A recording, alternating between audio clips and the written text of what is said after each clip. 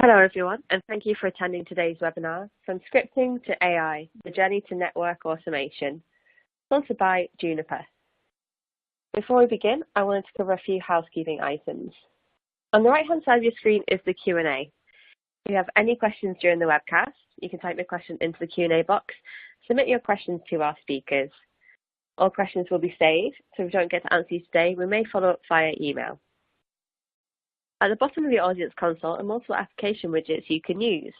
If you have any technical difficulties, please click on the yellow Help widget. You can find answers to common questions. A copy of today's slide deck is available for download in the green Resource List widget. Also, towards the end of today's presentation, we'll ask for your feedback. The survey will pop open on your screen and only take 1 minute to complete. Your feedback is extremely helpful.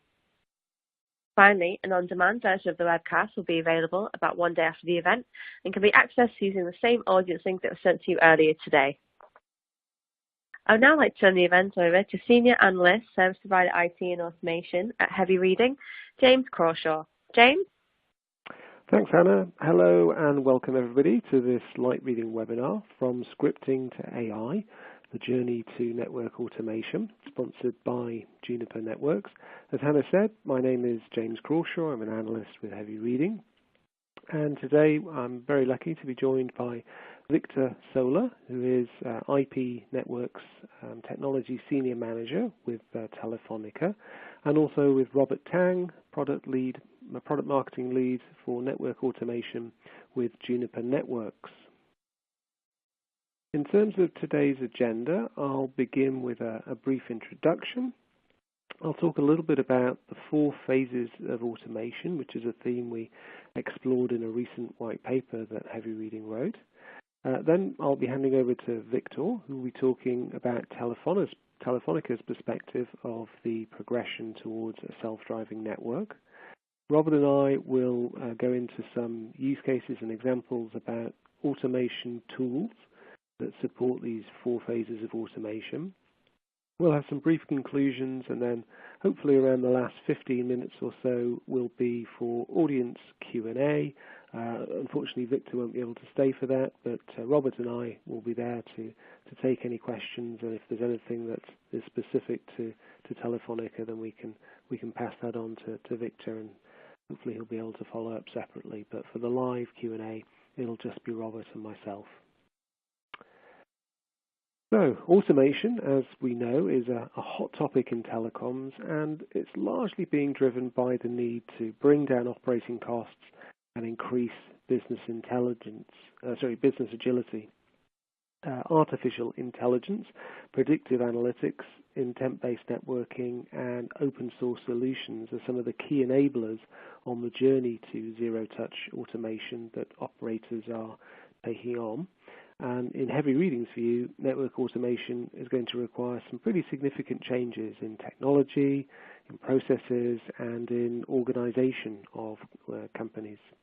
Now, from a technology perspective, it's about augmenting or even replacing some of the manual tasks involved in configuring, managing, and operating network equipment and the services that run on top. Components for automation include things like APIs, scripting languages, data modeling, templates, and new methodologies like continuous integration and development. So as I said, we recently published a white paper called Network Automation Roadmap, Where to Start and What to Aim For. Hopefully there's a link in the resource section that you'll be able to click on to get a copy. And in this paper we describe the 4 phases of automation that service providers should look at adopting to make their transformation more manageable. The first phase we call one-way automation. That's where an engineer instructs a machine to perform certain tasks in a programmatic way using standards-based interfaces, things like netconf, and using scripts to automate a lot of operational tasks. The second phase we call data-driven automation. That's where you build a feedback loop from the machine to the human operator using telemetry so that the human operator can analyze and make decisions about taking particular actions like a change in configuration. The third phase we call machine-assisted automation, and that's where the machine takes on its own remedial actions based on rules and policies and high-level intents that a human has designed. You might also think of that phase as something like closed-loop automation. And the fourth phase, we call autonomous operation, and here we're leveraging things like artificial intelligence so that machines can create a network that's predictive and adaptive to its environment. So you could also think of this perhaps as zero-touch automation, although humans are still required to define and redefine intent to meet ever-changing business requirements. So that brings us to our first audience question poll for the day. The question is, at what stage would you say your organization is on its network automation journey? Would you say you're at the first phase, sort of one-way automation? Are you at the second phase? You've got some sort of data-driven automation going on? Are you at the machine-assisted phase, or have you reached the nirvana of autonomous operation already? So whilst you have a think about your answer to that question, just remind everybody that you can submit your own questions to Robert and me, which we'll get round to answering in the last 15 minutes or so of today's webinar. Okay, let's see what people have voted for. And the initial response, I'll do an update in a second, but the initial response looks like the vast majority of you are still at that early stage, sort of one-way automation. And there are some very brave people who seem to think that they're already at that autonomous operation stage, which is very impressive. Perhaps they work for some sort of web-scale player. I'm not familiar with many telco operators that have reached that stage just yet, but certainly encouraging to hear. And then, yeah, there's a sort of clear progression there from the first phase through to the last, which is over time, I guess, more and more people will reach that latter stage. So with that, I'm going to hand over now to Victor, who's going to talk about Telefonica's perspective on this progression towards a self-driving network. Victor? Thank you, James. Hello, my name is Victor Sola, and I work in Telefonica, Spain. During the next few minutes, I will provide a higher-level overview on the vision and the status of our main network automation initiative. First of all, I would like to start with a bit of background on our network, just to provide some context for the rest of this webinar. Towards the end of 2015, we started to implement a project that we call it Fusion. The project Fusion essentially means a complete redesign of our AP network. This new network has the following key attributes. It is an end-to-end MPLS network from access to core. All APH functions are concentrated in multi-service platform, as opposite to dedicated platform per function. It is a highly distributed design with the EPH function running on the first layer of aggregation routers. Implementation of this new network presents some interesting challenges. First of all, this new network involves a complete replacement of the system platforms in the new network element across the board. Since all services were running on the legacy platform, we also had to do lift migration of services from legacy to new equipment.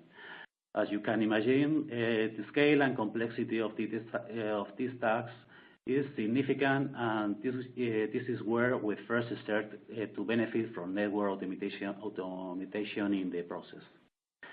Juniper created a framework that automates every activity in the deployment. Things like validation of software versions with regression testing, the actual installation of software release on the equipment, the migration of services from legacy to new equipment, other tasks related to migration with our OS and BS. Thanks to this automation framework, not only can we shorten dramatically timelines of the project, but more importantly, we can carry out all the complex action behind these activities with a high level of reliability while ensuring there is not impact on the service to the end users. Now, all this activity I have just explained is related to deployment of the new network. The other area where we are actively working on this transformation of network operation that Juniper calls a self-driving network. The vision objectives sound very ambitious. We're talking of things that until recently were considered impossible or are thinkable. The concept of a self-driving car is a great analogy.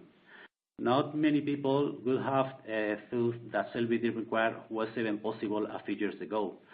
And however, today they are real, and no one question they will become very common in the near future. In the case of the self-driving network, we talk about concepts like a network that can self-configure, self-analyze, and of course, self-correct when something happens. Our idea is to introduce technologies and workflows to create an autonomous network that can adapt to network conditions in real time and where many decisions are taken without human intervention. Now, we have defined this very ambitious goal, but the big question is, of course, how to make it real. We have to find out what we can actually accomplish today. How do we implement it, and more importantly, when we can see the tangible benefits. The idea of embarking in projects that require years of effort and high upfront investment before you can expect any return is risky and may not even be affordable. So we like the pragmatic approach that Juniper is taking of building and advancing towards a self-driving network. First of all, we are working on implementing what we can call fundamental enabling technologies that are applicable to all our use case and applications. In this category, we have, for example, technologies such as telemetry and automation.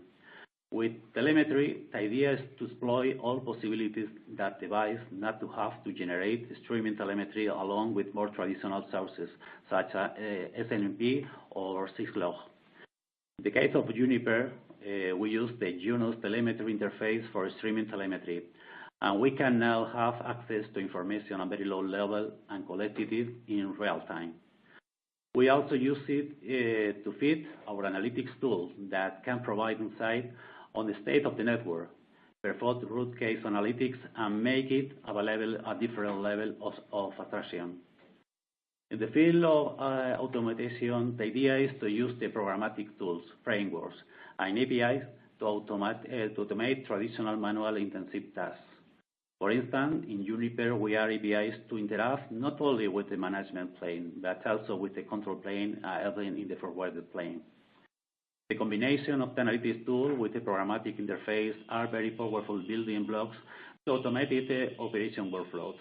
With this combination, the insight derived from the analytics tool can trigger actions toward the network or from other controllers. As an example, we can now use analytics tools at AppFormix Health Bot to track not just individual context or each network element, but much more elaborated abstraction that combines multiple inputs with the logic applies to the service I'm interested in. We can also use the analytics tool to send signal to other applications or to trigger a specific action on the network. The primary use case behind this is to detect and react to faults much faster than with the standard tools. With the approach, we are really moving to a scenario in which incidents go unnoticed to the end users. We'll be able to correct problems before they affect any service. You can imagine this very compelling value proposition for Telefónica, and therefore is something that sits at the top of our priorities. The other aspect that I'd like to mention is about machine learning. In Telefónica, we believe that machine learning offers a great potential to improve network operations. We are actively in collaboration with Juniper to leverage this technology to build models that can predict with high accuracy actual utilization of used network resources under multiple scenarios. Also, Going back to detection and remediation that I mentioned before, with machine learning, the detection of anomalies becomes much more dynamic and accurate. For example, a given activity may be expected at a certain time of the day, but the same exact activity at a different time of the day or the week may indicate something really wrong. With machine learning, we have now ways to distinguish the two scenarios. Here has been a quick summary of the work we are doing in Telefonica to move towards this idea of a self-driving network and the collaboration that we have with Juniper in this area. Thank you. Thank you, Victor. Very good. Thanks very much. Okay, great. So continuing with our automation as a journey analogy, we're going to frame the discussion today about the various tools and technologies that enable network automation.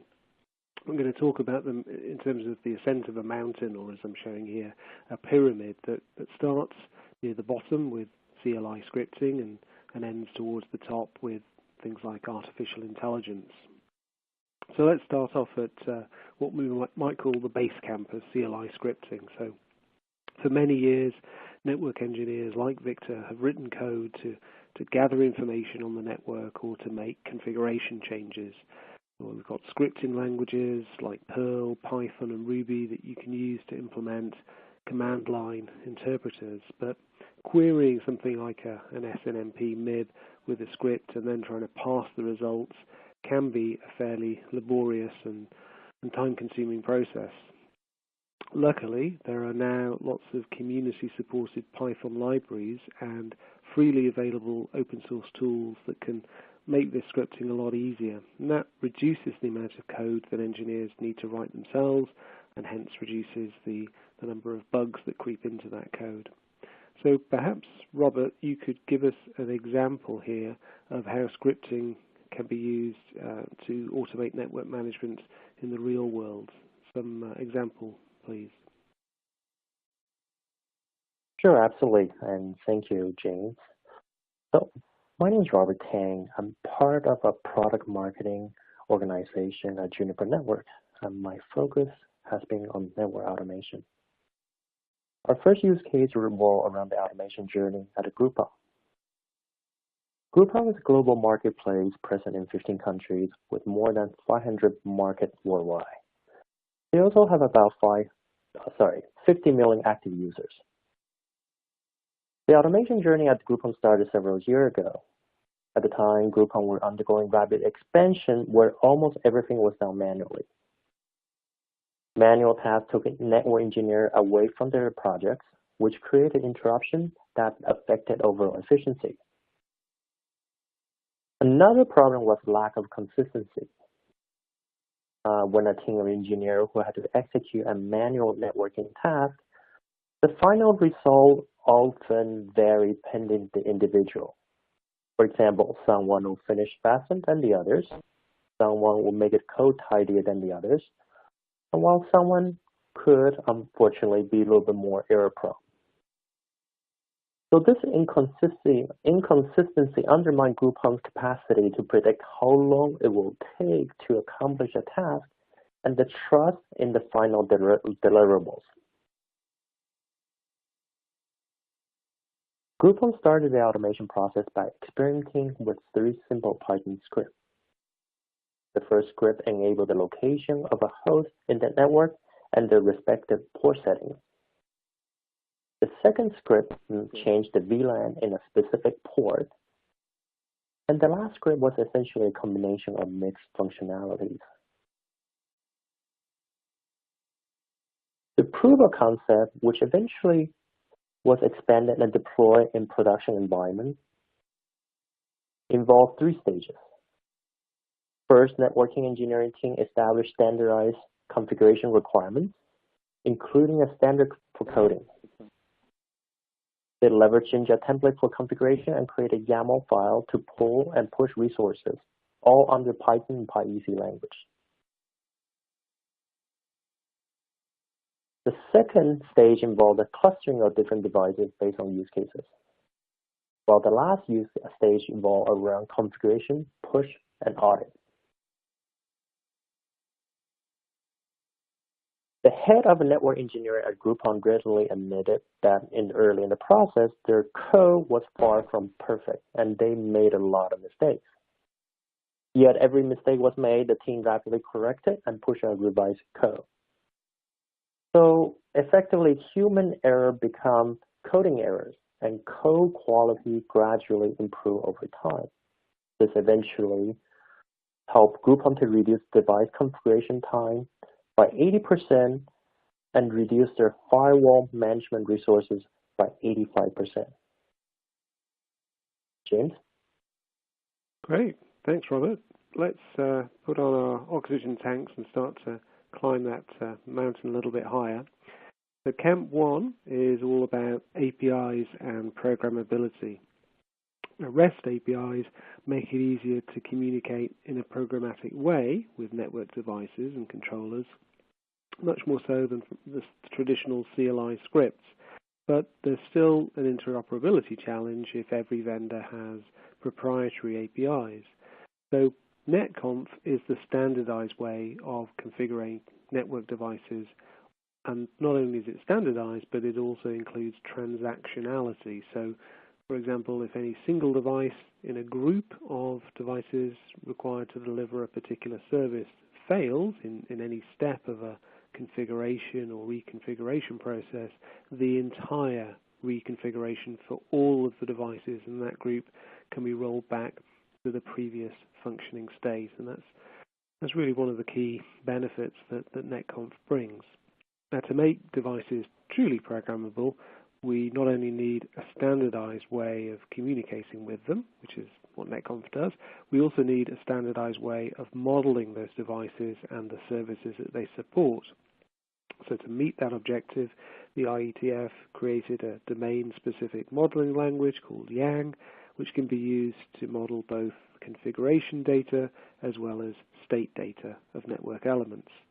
And there is a wide range of SDN projects and industry organizations out there that are promoting netconf Yang as a universal southbound protocol for the configuration and management of the virtualized network functions that we were associating with NFV, and also even for traditional physical devices that are out there. So with that, back to you, Robert, for an example of application of APIs and programmability. Sure, thanks. So here we have a use case with EATEL. EATEL is a service provider based in Louisiana, United States, which provide communication services to both residential and business customers.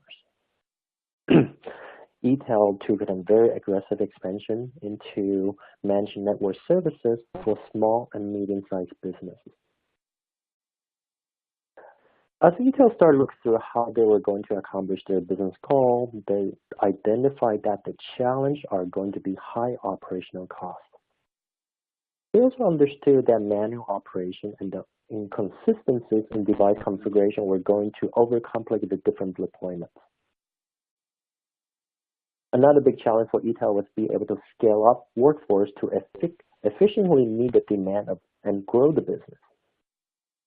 They realized that it was going to be difficult for them to scale the technical expertise to continue to offer personalized handle-level support. So without automation in place, EATEL believed that they would need to add multiple people per year to the tune of 1 full-time employee per 20 customers, and only automation was going to solve that.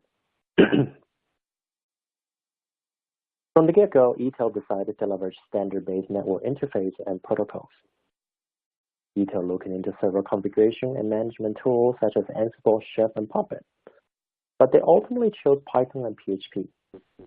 The reason being that EATEL already had a team of developers who have been developing those languages, and also these languages can be easily integrated with other legacy systems. So they have the level of comfort with those languages. In additionally, they're using netconf for interface to interact with different routers, switches, and firewalls.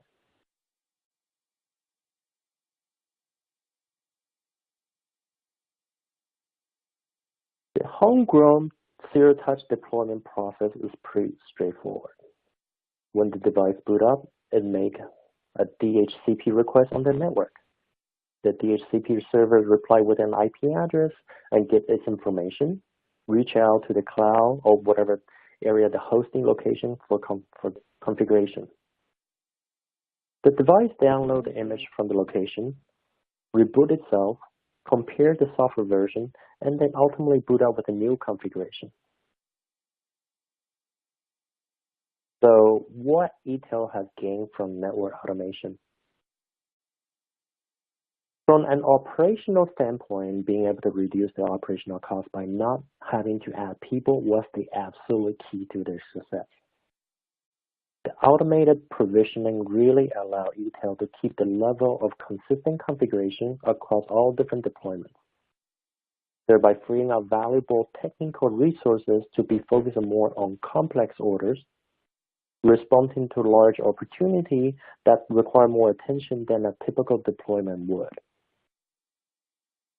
And from the time to market standpoint, EATEL now is being able to deploy servers with scale and have it all properly configured with the base configuration in under 20 minutes. It allowed their service team to spend more time with the customers and managing that particular relationship as opposed to simply manually provision each device. And as far as the scalability, it's no longer relevant. EATEL now can take a device, ship it across the country, and as long as there's an internet connectivity, then that device should be able to boot up, phone home, get a configuration, and come online within 20 minutes. Automation also facilitates new revenue opportunity where EATEL's managed service rapidly grew from 2 customers to over 100 customers within 12 months. James? Great, thank you, Robert. Okay, so that brings us to Camp 2, which is configuration tools and templates. So you've got automation tools like Ansible, Chef, and Puppet, and these have been traditionally focused on server automation use cases. But in recent years, these products have been enhanced to make them more useful for network provisioning and management. So to send a configuration to a network device using our chosen automation tool, we would typically use a template. And templates reduce the likelihood of human error and save time. Now, from a network management perspective, the template that seems most suitable is the one I've highlighted here, Ginger. It's built for Python, which is a popular language for CLI scripting, and it also integrates well with configuration tools like Ansible and Salt. And Robert, again, you've got an example here of a configuration tool use case that you're going to walk us through. Dyn, is that correct? That's right.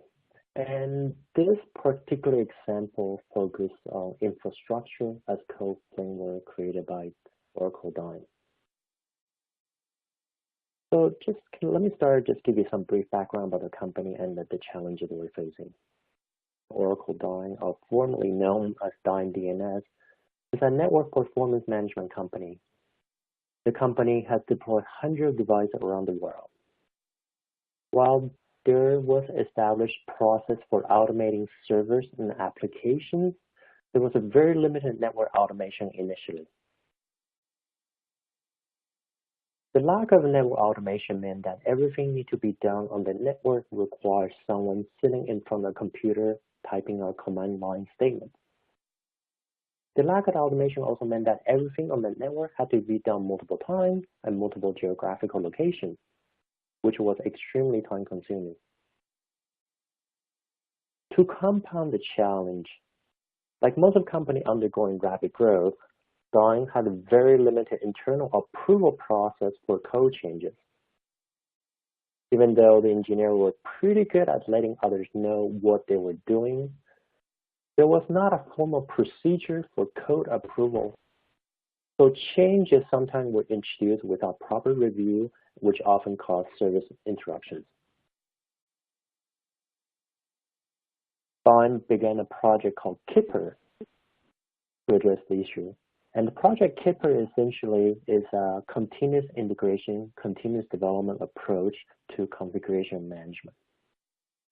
The project Kipper leverages open source toolkits such as Ansible for network automation, GitHub for code development and collaboration, Jenkins for continuous integration and continuous delivery, and the Netcom protocol.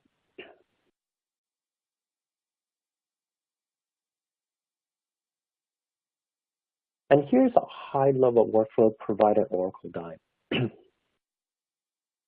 So starting from the bottom left, you'll see there's an engineer need to make changes, and this person has a repository of where all the templates and the configuration are stored. This engineer make changes to template, push it to the repository on the GitHub, and then issue a pull request. The pull request send a notification to Jenkins, which Jenkins check the file, what file has changed, determine which device that need to be connected with, and send those changes via Netcom to those devices in a testing environment. So basically, it's a dry run. The difference, what's running on the device and the tested configuration is collected, posted on the GitHub, and all network administrators can see what changes are and provide the required approval. Any approved code change cause GitHub to send another notification to Jenkins, which render all those templates again and commit the final configuration back to the depository. The last step involves Ansible, where approved configuration changes are pushed onto the device. While the process I've described might sound complicated or complex, but the reality is mostly hidden from the human's eye, and the process is very seamless down in the background. And this automated infrastructure as code approach is currently deployed in over 20 data centers across 5 continents for Oracle Guide. James? Great, thanks, Robert. Okay, so moving on up, we're in Camp-CLI now, Telemetry and Analytics. And telemetry is about streaming. It's a push-based approach to data collection, and it implies that one data set for the network is stored in a single common repository that could be then used by multiple different teams from engineering and operations, rather than having multiple data sets with lots of duplication. It uses a publish-subscribe method where data streams are turned on only when a management entity subscribes for that specific data. And locking the value from all of this data is the key, really, and that might require some sort of machine learning. And where we're talking about unlocking value, it could be, for example, some sort of root cause analysis, or reducing the mean time to repair, or the detection of security threats. So again, Robert, you've got some examples to walk us through here about telemetry and specifically analytics. Yeah, thanks, James. And here's where we would like to discuss a little bit more on the use case on the AppFormix Health Bot. As Victor has stated before, the combination of the analytic tool with the programmatic interface are very powerful building blocks for the self-driving network. And the primary analytic use case is to detect and take the necessary corrective action before any service interruption. So the incidents are essentially go unnoticed to the end users. And we're actually collaborating with Telefonica in several fronts, focusing on telemetry and analytics. We at Juniper introduced a series of Juniper bots in December last year. And Juniper bots are essentially applications that automate networking tasks, including capacity planning, virtualizing operating systems, so we can slice the network based on independent domains, or simply setting up internet exchange and peering connections. We also have the AppFormix Health Bot for network analytics. The AppFormix Health Bot is a highly automated network analytics solution. It is integrated with the Juniper telemetry interface The Health Bot aggregates large volume of time series telemetry data, provide a real-time visibility into the network and applications, and translate this analytics into actionable insight across network deployment. Additionally, the AppFormix Health Bot has building advanced algorithm and machine learning capability to correlate multiple data sources, establish operational benchmark, and perform predictive analysis. And we're really excited to continue to work in Telefonica from not only from automation, but also for telemetry and analytics standpoint. James? Great, thank you, Robert. Okay, so we're now on to Camp 4, which is intent-based networking, which is an interface between different layers in a network management system. So, for example, OSS and orchestration, or between orchestration and SDN controllers. So at the top layer, instructions are quite generic. So, for example, you might say, I want server A to talk to server B, and for the traffic to be PCI compliant.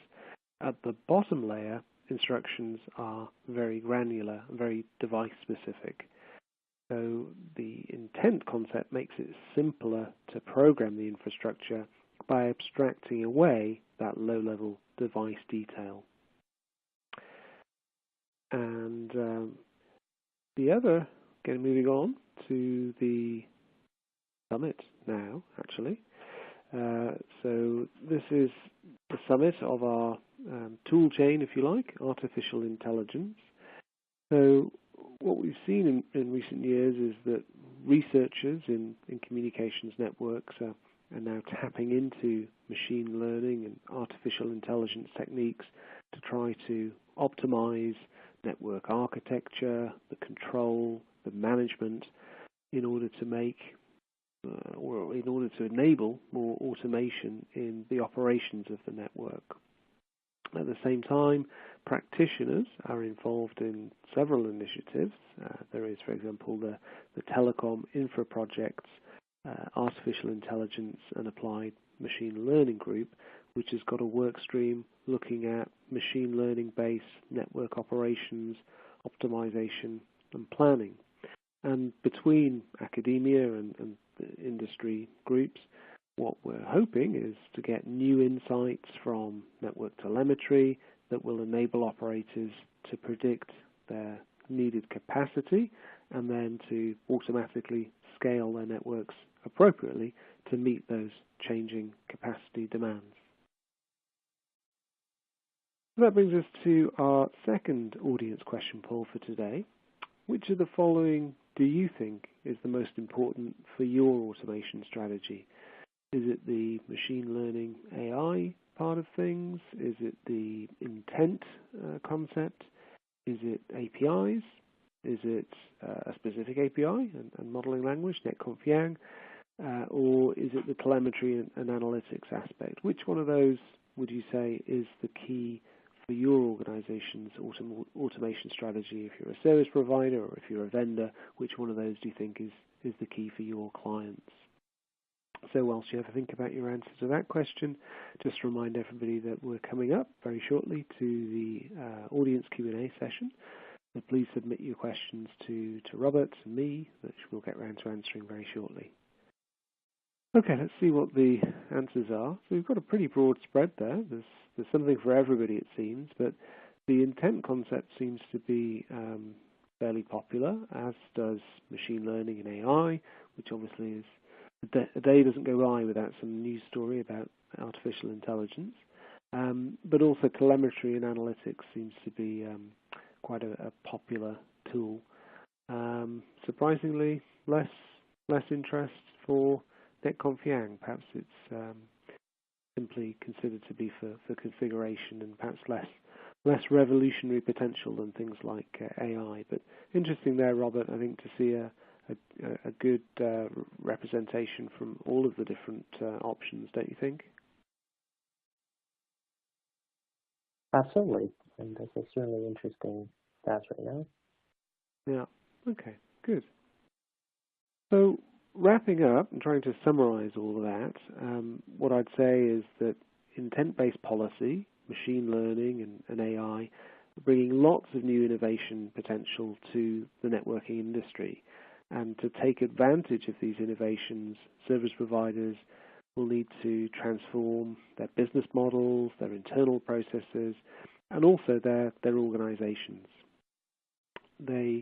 Service providers should try to embrace these network automation concepts in order to unlock benefits and opportunities, not just in the long term, but some quite near-term opportunities, I think, there for increasing efficiency and agility. And of course, network automation, it's not a monolithic solution that you buy in a box. It's an iterative and incremental process, and ultimately it's never ending. We will continue to find new opportunities to increase automation to free people up to focus on higher value-added activities. So there are lots of different incremental steps that the service provider can take. We talked about scripting to automate discrete operational processes. We talked about adopting standard APIs for device configuration. Those kinds of network programmability projects fall into that first phase, our one-way automation of the journey that we outlined in the introduction. The second phase, that data-driven automation, is where we take advantage of telemetry to create a common repository for network performance data that lots of different teams across the service provider organization can leverage, along with the right analytics tools. The third phase is about machine-assisted automation. We're getting to this closed-loop automation, allowing systems to take their own remedial decisions based on sophisticated analytics. And then the fourth phase, autonomous operation, we're introducing this concept of cognitive learning through which the network can adapt to this dynamic environment, make predictions to continually optimize its performance. So with that, we're getting to our final poll question for the audience for today. What's the single most important key driver, do you think, for network automation? Why are you listening into this webinar? What is it you're looking to achieve for your own organization or for your customers? Is it about cost reduction?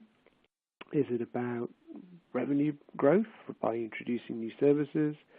Is it about scalability? Or is it about operational efficiency? Obviously, some of these terms overlap, but pick the one that resonates most with you. And whilst you do, just a quick reminder, once again, we have the audience Q&A session coming up, so if you haven't already done so, please feel free to submit a question to Robert or myself based on what we talked about today. Okay, let's see what we're getting here. So, it's quite lopsided. There's a clear preference for operational efficiency. That is the term that's resonating with our audience. There were some votes for the other options, but operational efficiency is the key word of the day, Robert. Is that also what you hear when you're out there talking to customers? Yeah, absolutely. And we have done a very similar survey, and the point is essentially service provider desire automation, and they desire automation to improve the operational process and efficiency, but also as well cost. And the byproduct and the result is also improved agility. And rather than focusing, let's say, the routine operations, a service provider can focus on user experience and creating new services. And what we found, so also other criteria in terms of order of ranking, receive scalability, time to market, and performance. But overall, service provider in general, based on our conversation, they see automation has tremendous business impact on network operations. Okay, great. Well, that brings us then to our audience Q&A session. So if you haven't done so already, please submit a question via that purple Q&A widget that you can see at the bottom of your screen.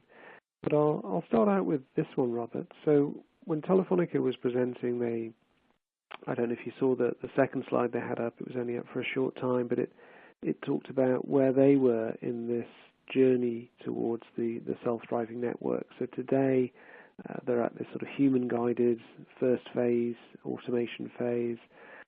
They're looking to get to the second phase of event-driven automation by 2020, the third phase of machine-driven automation by 2021, and then that autonomous self-driven network phase by 2023. I just wondered, you obviously engage with lots of other customers aside from Telefonica. Is that timeline, is that quite ambitious and you might say aggressive compared to the rest of the industry, or you know, for companies of a similar size, are they on a similar trajectory?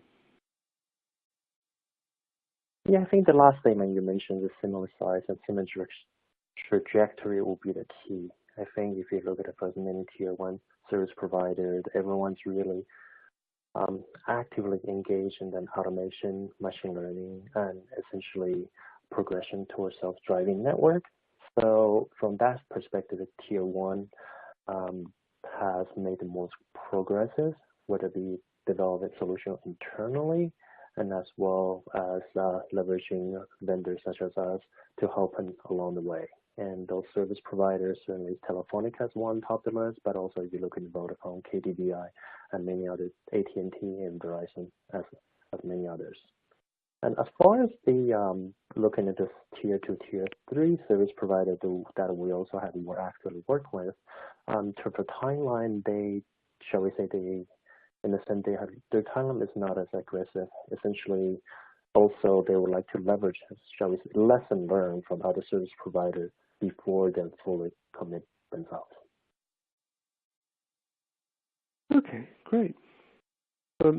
Next question, Robert, is about some of the use cases that you gave. So some of them were from service providers, and some of them were from sort of, I don't know how you would describe Groupon. Is it an e-commerce player or enterprise or per se? Web? Sorry? Enterprise per se? Yeah. But are there learnings that you can take from large, web-scale enterprise customers like Groupon that apply into the telco domain, or is the telco domain quite peculiar and different and has different problems? I think the end of the day is that each service provider, each of our customers, whether it be service providers or enterprise, they have their own unique challenges, idiosyncrasy in their networks. So oftentimes, the automation, whether it be homegrown or working closely with Juniper, have a focusing on a particular specific use case. And I think we like to try to portray, by showcasing different use cases, we could draw the best lesson learned and best practices to share with a different service provider. So essentially create or identify a potential approach so to expedite our road to network automation. Okay, great. I'm going to push out onto everybody's screens a feedback form. It's something we do for all of our webinars. We ask you to tell us what you liked, what you didn't like about the webinar, what sort of things you'd like us to cover in the future. So if you could spare a minute of your time, that would be great. And whilst you do, I will go back to Robert with the next question. So just on the topic of intent-based networking, Robert, we didn't provide any examples of that one. Is it still too early? Are there, what are you hearing from operators? Because clearly the audience that topic appeal to them, but are there any sort of examples of how service providers are starting to look at taking advantage of that concept? Anything you can share with us there that's sort of maybe in the proof of concept stage? Yeah, absolutely. And kind of let's take one step back and turn up from the Intent-based networking, while that has gained a lot of traction in the marketplace for the last year or so, but I think the concept ultimately comes down to policy management, which Juniper we have been addressing those. We have a solution addressing those issues in turn from the get-go. The key is essentially migrating the solution to incorporate different components of a network element, and particularly from the software standpoint. And now, with that, we're currently actively working with a number of service providers, and mainly at this stage, still the proof of concept. Okay, interesting. And earlier on in the one of the poll questions, we talked about why operators are looking to take advantage of these different automation toolkits, and excuse me, operational efficiency was clearly the key one. But you know, we also hear a lot about operators looking for new ways to try and generate revenue, and surely by increasing the amount of automation, you can also become more agile, and so that frees up or enables the marketing department to try new things. You know, at the moment, you know, marketing departments at telecom operators are quite constrained. You know, they come up with a new idea, and then you know it can take months, if not over a year, for it to be implemented as a new service. But with automation, presumably, that all gets speeded up. That allows the operators to become to try new things. I mean, are you also seeing that as a draw for automation coming from the marketing side of the telco? And absolutely, and I think I would like to go back to the example of Groupon, right? The Groupon is a small regional service provider where essentially their product team and marketing falls under a single organization. And they made a decision to expand into providing managed services into small, medium-sized enterprises. So from the automation standpoint, they enable them to rapidly grow the marketplace.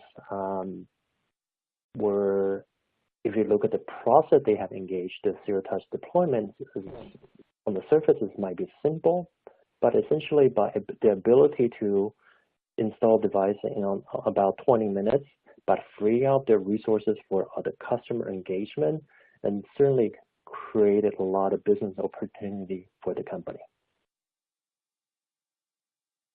Okay, good. So we also touched on machine learning and AI, and as I said, you know, there's an awful lot of buzz and hype, you know, around the topic. But are there any examples of how operators are benefiting it from it today, or is it still very much sort of in the proof of concept stage?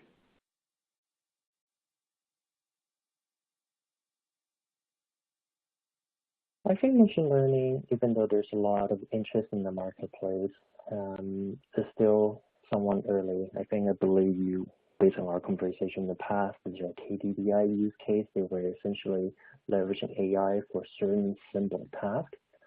But I think from what the technology in the place, what are we seeing is essentially machine learning with focus both on supervised and unsupervised learning, and the particularly revolving around clustering algorithm K-mean, right? So essentially, this algorithm will learn the network operation, the intricacy, the network operation, let's say peak versus not peak time, establish patterns, and perform a virtual prediction. And we were also certainly aggressive at pursuing that avenue. And our AppFormix solution essentially has this capability and turn up providing real visibility and automatic import topologies and constructed data models for different deployments. Okay, great. Well, we're getting to close to the top of the hour, so I think rather than overrun, I think it's probably best to call it a day there, Robert, and just remains for me to thank Victor Sola from Telefonica for his presentation earlier, and obviously to thank you too, Robert, for sharing your insights and your use cases. And as always, we thank our audience for their participation. We had a very good turnout today, so very happy to see that this subject was of interest. If there are any follow-up questions that we haven't got round to, or any questions that you come up with subsequently, then feel free to get in touch with Robert and his team, and hopefully we can get some clarity on these topics of automation that we've been discussing. Any final words from you, Robert?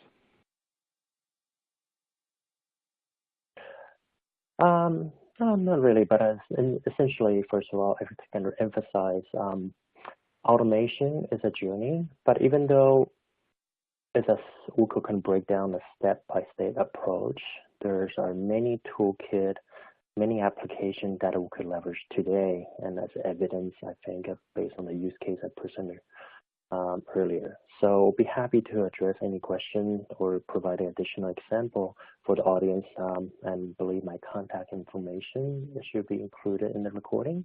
But other than that, I'd like to first of all thank you, Victor, for his time and for sharing his insight from Telefonica perspective, but also James, thank you for organizing this webinar.